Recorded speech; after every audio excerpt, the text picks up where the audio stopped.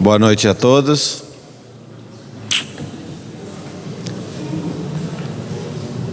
Vamos dar início à reflexão da noite, o estudo do Evangelho de Jesus. Evangelho este que é o rumo correto que devemos tomar, é o caminho certo que devemos trilhar no nosso dia a dia, ou seja, é a luz. Sempre e em todas as ocasiões, em todos os trabalhos, nas reflexões, mister se faz que haja um mínimo de preparação. E para contactarmos com Jesus, também se faz necessário que liguemos-nos a Ele. Porque por maior que seja a usina, a luz não irá brilhar se nós não ligarmos o interruptor, por mais humilde que ele seja. Então, liguemos-nos a Jesus, pedindo a Ele que nos dê força, sabedoria e discernimento para o nosso caminhar e que possamos vencer os grandes inimigos, não que estão fora, mas aqueles que estão dentro de nós, que nós bem sabemos quais são. Então que Jesus possa nos abençoar e que possamos, ao deixar esse local na noite de hoje, o deixemos melhores do que aqui aportamos. Nós bem sabemos que na noite de hoje, quando cruzamos aquela porta, todos fomos recebidos por Jesus. Nós já sabemos, inúmeras vezes, irmão nosso que aqui estiveram, disseram que nós somos recebidos pelos prepostos de Jesus. E eles dirigem aquela pergunta tradicional: que quereis que eu vos faça? Ou de forma mais incisiva: que buscais? E nós sabemos perfeitamente o que buscamos e o que queremos. Na noite de hoje nós vamos encerrar a Voz do Monte.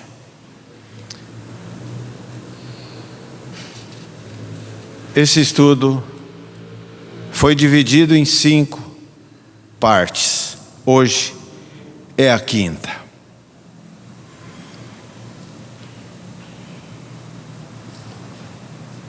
Começamos com Mateus capítulo 7, versículos 7 e 11, quando disse Jesus, quando no monte: pedi, dar-se-vos-á.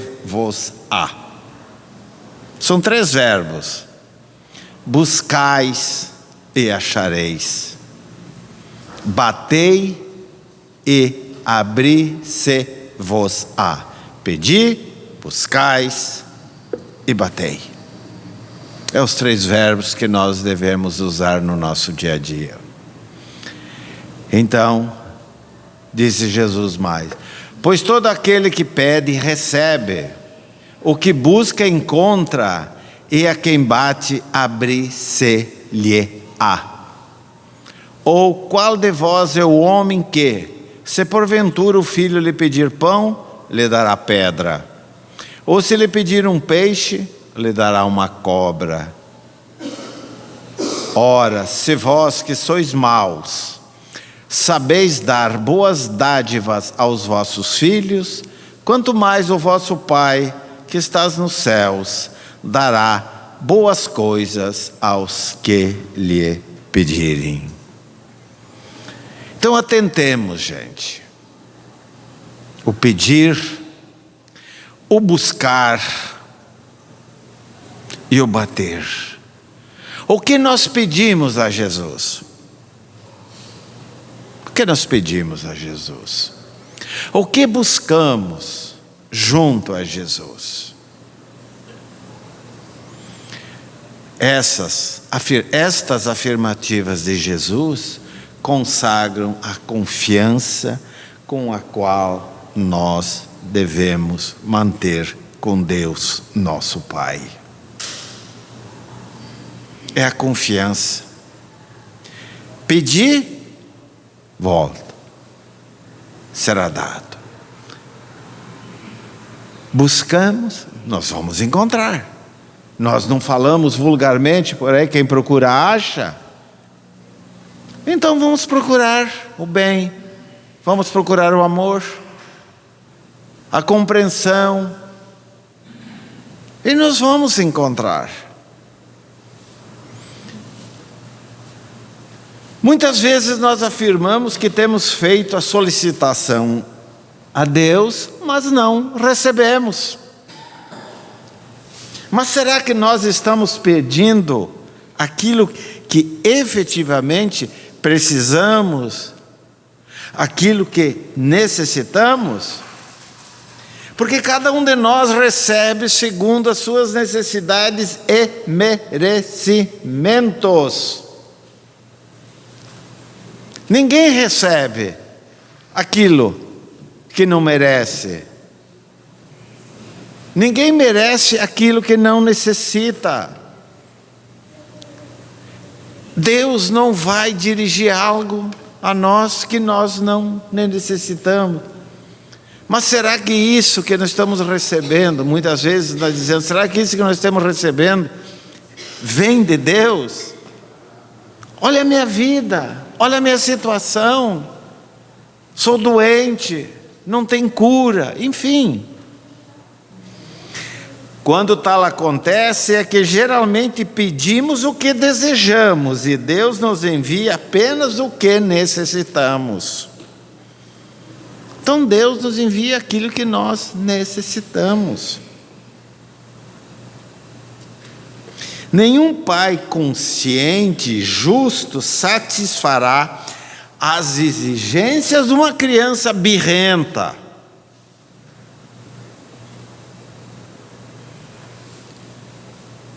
Ou as consequências serão nefastas, tristes. O filho pede, pai, eu quero brincar com uma arma. Você vai dar a arma? Ele faz birra. E nós sabemos como são as crianças hoje. Eles testam de todas as formas. Quando nós não podemos mais, não temos mais, dizemos, não sei mais o que fazer, aí que eles estão começando, aí vai. E eles acabam vencendo porque nós não queremos nos incomodar. E aí tudo vai por água abaixo.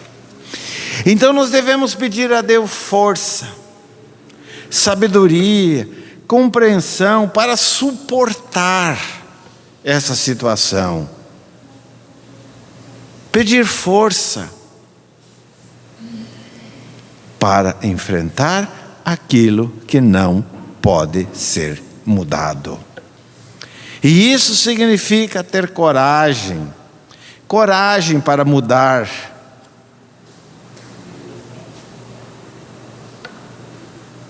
Tudo pode mudar, se não mudar nesta existência, vai mudar numa outra existência. Mas será que eu tenho que esperar uma nova existência para... Dizia uma colega espírita no dia de ontem, justamente falando dessa situação, como o tempo aqui na Terra é longo, os dias, os meses, os anos, é difícil passar uma hora.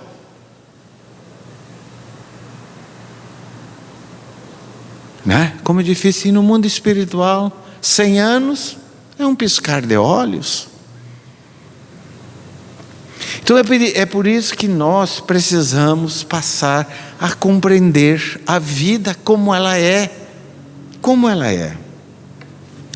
Mas vamos para o segundo item, que eu estudo, como dito, desde o primeiro dia, são pequenas pinceladas do item. O item 2 diz o seguinte: entrai pela porta estreita, pois a larga é a porta espaçosa.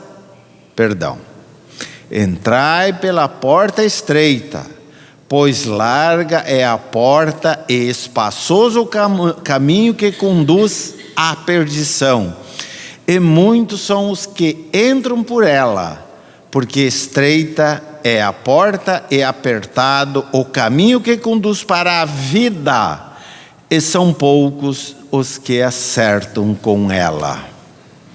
Então, a porta estreita que Jesus aqui fala é justamente a renúncia, é o enfrentamento das nossas dificuldades, dos nossos equívocos de ontem que batem a nossa porta no dia de hoje. E a porta larga que Jesus aqui fala são os prazeres mundanos, os vícios mundanos, as vaidades mundanas. É mais prático. É mais prático nós irmos a uma festa do que vir a um culto religioso. É mais fácil assistir um programa de televisão do que tirar 10, 15 minutos para refletir sobre uma lição evangélica.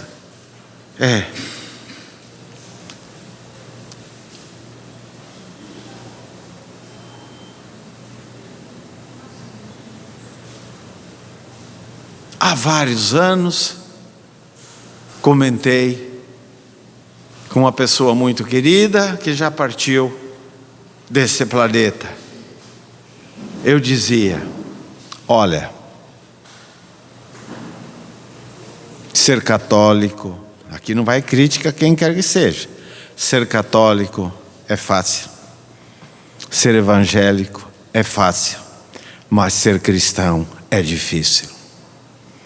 Seguir Jesus é difícil.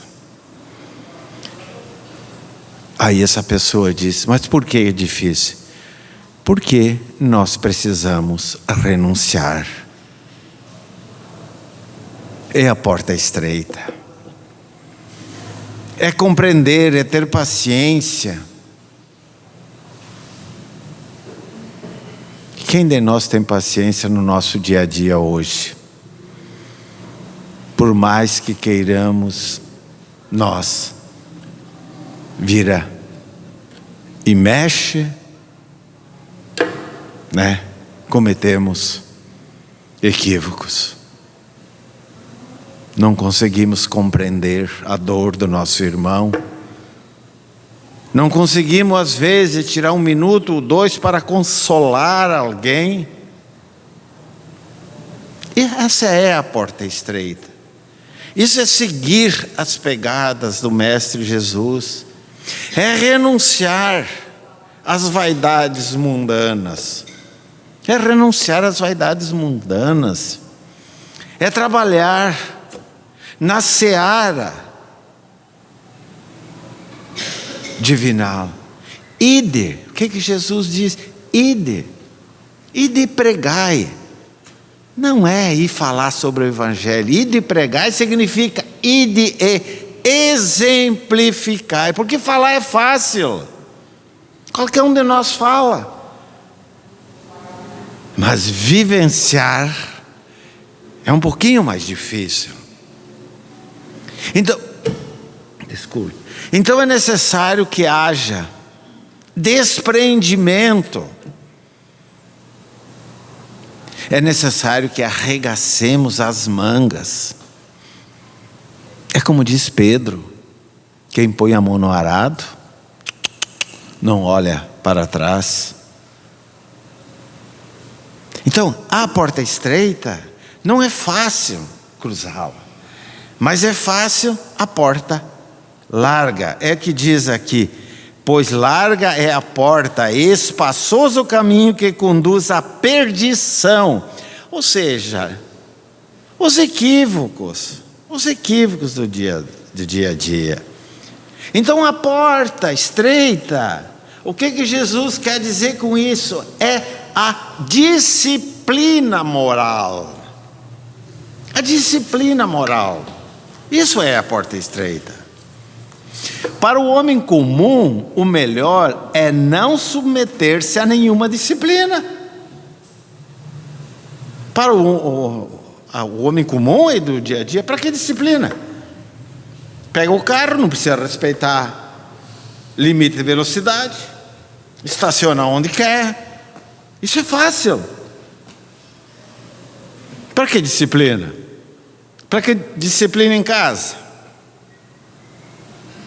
Passa, deixa as luzes acesas. Enfim, nós sabemos disso. É melhor tirar proveito da situação. Essa é a porta larga. Fiz 3 ou 4 perguntas. Por que não usar a mentira para encobrir falhas e omissões e até mesmo autopromovermos-nos? Por que não usar a mentira? Por que não incentivar a vaidade do chefe para conseguirmos uma promoção? É o que mais existe hoje. É o que mais existe. Tem mais umas perguntinhas que eu fiz aqui. Por que não tomarmos uma fruta a mais na compra efetuada na feira livre? Quantas vezes a gente vai, eu digo, olha, eu quero uma dúzia, né, de frutas, de milho verde, enfim, pega aí. Não é assim? Por que eu não vou levar 13 ou 14? Não está vendo, né? Outra. Por que não furar a fila em que haja muita gente para evitar a espera? Atentemos nos mercados, como funciona. Atentemos. Por que não subornar o funcionário garantindo uma decisão favorável? Ou seja, o jeitinho brasileiro. Por que não desfrutar de uma aventura extraconjugal? Por quê? Por que não aderir à malícia? Né? Afinal, podemos dizer, tudo isso é próprio da terra. Se agirmos de modo diferente, seremos passados para trás, ou até taxados de tolos, fanáticos. Por outro lado, a porta estreita, assumindo responsabilidades, você será verdadeiro, sem outro policiamento que não seja da própria consciência. Esse policiamento da própria consciência. 4 colocações apenas. Só essas, só 4. Respeitar tudo e a todos. Respeitar tudo e a todos. Trabalhar diligentemente. Ser responsável. Não interessa a atividade para Deus, tanto faz aquele gari que cuida das nossas ruas, a limpeza das nossas ruas, até o engenheiro nuclear lá da NASA. Para Deus, não existe trabalho com mais valia do que o outro. Então, trabalhar diligentemente, sermos responsáveis daquilo que fizemos, ser responsável daquilo que é posto à nossa frente, seja que trabalho for. Executar a profissão com dedicação. Seja professor, temos professores aqui, temos médicos aqui dentro, e tantas outras profissões. Então, executar a profissão, abraçar aquilo que ontem nós nos comprometemos no mundo espiritual, não é aqui. Porque você não é professor, você não é médico, você não é isso, você não é aquilo, sem que você não tenha solicitado. Ontem no mundo espiritual, com aval dos nossos benfeitores. E a última frase é bem simples. Viver assim é o quê?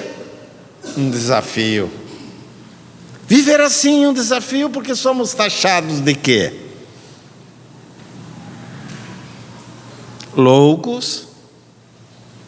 Por que trabalhar? Teu horário de trabalho é das 12 às 19, ou é das 8 às 12, enfim, aquelas 8 horas. Mas daquelas 8 horas você trabalha às 6. E daquelas 6 você faz tudo para não trabalhar 4. Arruma atestado frio com médicos, profissionais da medicina, que dão um atestado dizendo que você está doente. Olha, meus irmãos, nas obras de André Luiz, tem a resposta. Você vai num posto de saúde, eu preciso de 5 dias, não, né? Dá um atestado aí. Muitas vezes, elementos assim concedem. Para mim, procuro nem falar desse nome dessas pessoas. Você consegue o atestado, chega lá pro teu chefe, o que vai fazer? Tu não vai questionar. Só que a cobrança virá. A cobrança virá. Nada impede que você tire um atestado, porque você está doente. É de lei, é direito, tudo bem. Mas fraudar esse documento, a cobrança do mundo espiritual é terrível, meus irmãos. Leiam as obras de André Luiz. É uma coletânea de 16 volumes. Leiam, vocês vão achar a resposta para isso aí. Aí nós não vamos ter coragem de chegar para um profissional X e me dar um atestado. Nós vamos pagar um preço muito caro. Muito caro. Aí, se o profissional da medicina nega isso, aquilo, ele é execrado. Porque é isso, aquilo, aquele outro. Aí está um médico rindo, é que eu estou falando. Mas está certo. Ele está certo. Se ele tem que prestar contas, não é para a sociedade, para ninguém. Ele tem que prestar conta para ele mesmo, a consciência. Então, viver assim, de forma cristã, não é fácil. É difícil. Viver assim é um desafio. Então, transpor a porta larga é fácil, mas a porta estreita exige muita renúncia mesmo. Porque quem abraça a porta larga, cedo ou tarde, vai se arrepender terrivelmente. Vai se arrepender terrivelmente, vai ter decepções, desajustes de toda a obra. Ao passo que aquele que cumpre a porta estreita experimentará emoções sublimadas. Terceiro item da noite: não julgueis para que não sejais julgados, porque com o juízo com que julgardes, sereis julgados. E à medida de que usardes dessa, usarão convosco, e ainda se vos acrescentará. Porque vedes o argueiro no olho de vosso irmão e não enxergais a trave que tendes?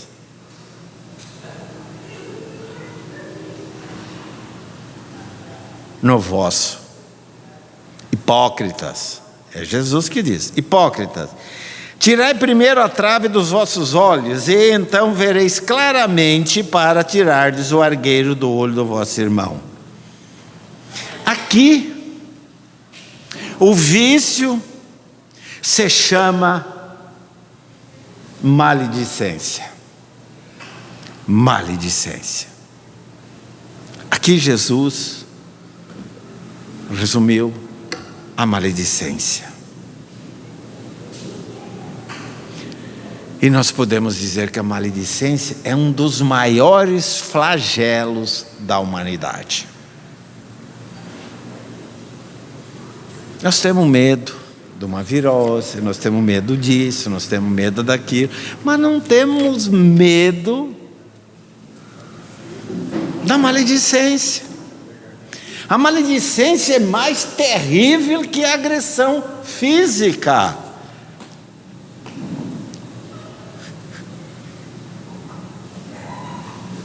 Quero crer que aqui todo mundo é contra a pena de morte, né? Quem não é, eu respeito, mas quero crer que todo mundo é contra a pena de morte. Mas nós abraçamos a pena de morte no nosso dia a dia, sim.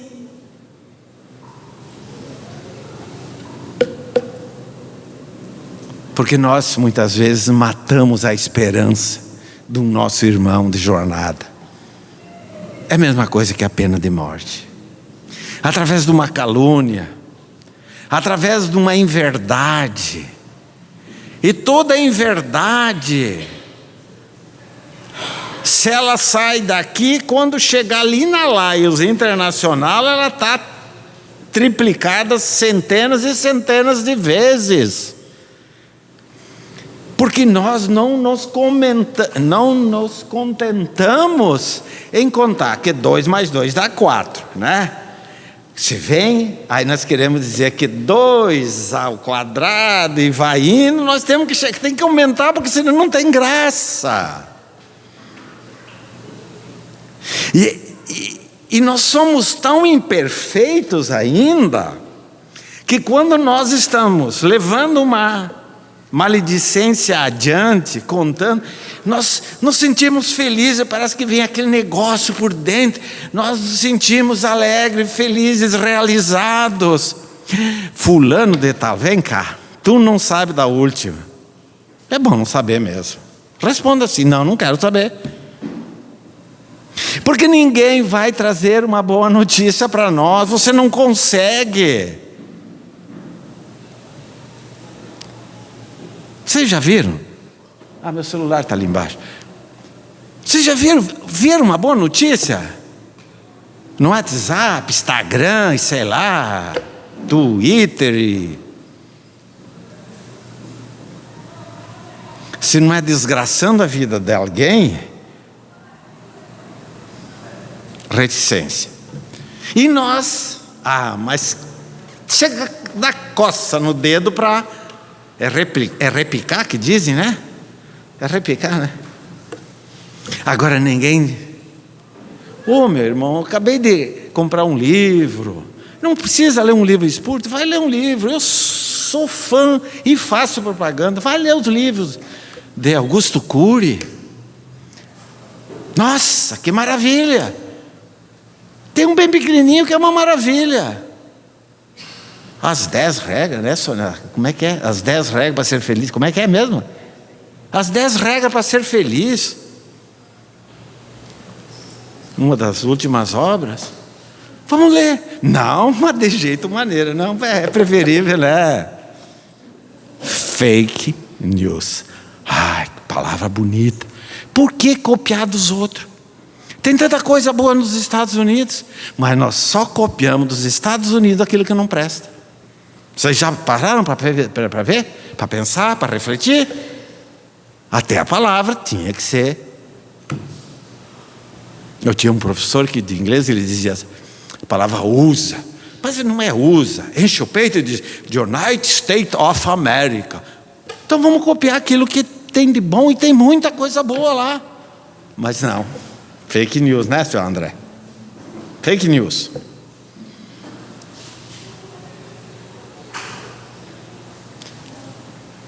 O que diz? Mais insidiosa do que uma epidemia na forma de boato. Como é que é, minha irmã? Eu ouvi dizer. Cara, ouvi dizer. É uma epidemia. Alastra-se como um rastilho de pólvora. pólvora. Olha uns exemplos que eu trouxe. Ele paga as contas em atraso. Isso é light. Ela sai muito de casa. Ele é um ladrão. Ela está traindo. E assim vai. Assim vai.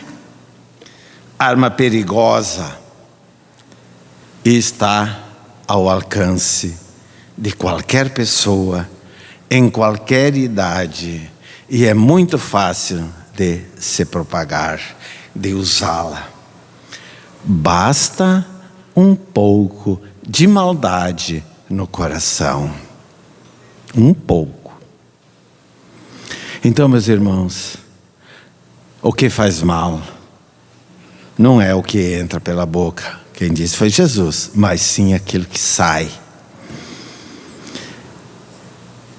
E aquilo que sai da nossa boca é aquilo que o nosso coração está cheio. Nós só falamos daquilo que o nosso coração está cheio. E é tão devastadora essa maledicência, ela não implica em nenhum compromisso. Ouvi dizer. É tão covarde o maledicente que ele nem assume a propagação. Porque o maledicente sempre vende o que comprou.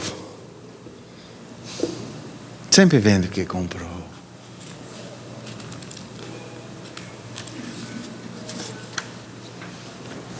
E ninguém está livre. Ninguém está livre. Nada mais gratificante para o maledicente do que mostrar que, abre aspas, fulano não é tão bom como você pensa.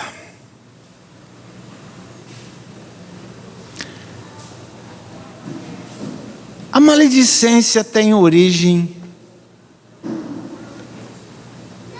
Onde está a raiz da maledicência? Na inferioridade espiritual. Inferioridade espiritual. Intelectualmente, a humanidade atingiu culminância. Moralmente, entretanto, somos subdesenvolvidos, quase tão agressivos como os habitantes das cavernas. E seu verniz da civilização nos impede de usar a lança ou a clava, usamos a língua. Lá no Evangelho nós vamos encontrar Evangelho de Tiago. A língua é um fogo.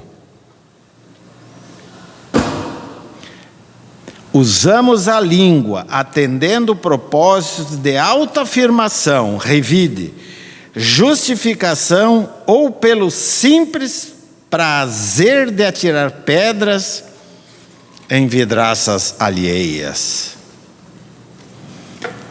Não se dá conta aquele que se compraz em criticar a vida alheia, que a maledicência é um ato de autofagia.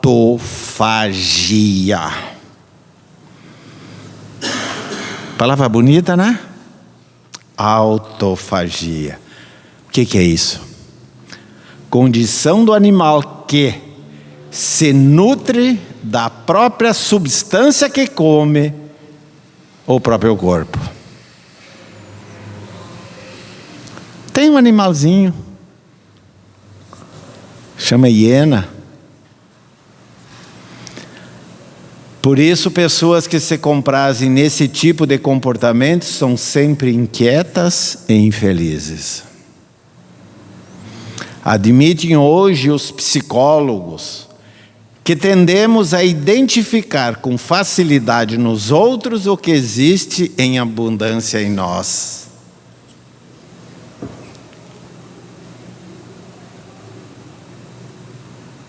identificar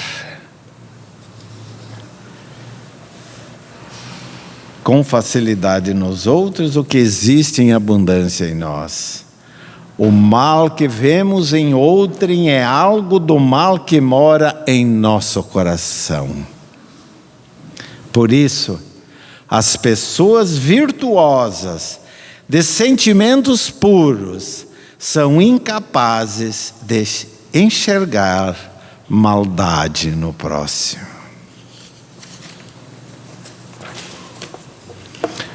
Desta forma, queridos irmãos, a voz do monte, ou seja, o estudo da voz do monte, anotado por Mateus, nós concluímos na noite de hoje. Foram 5 quartas-feiras,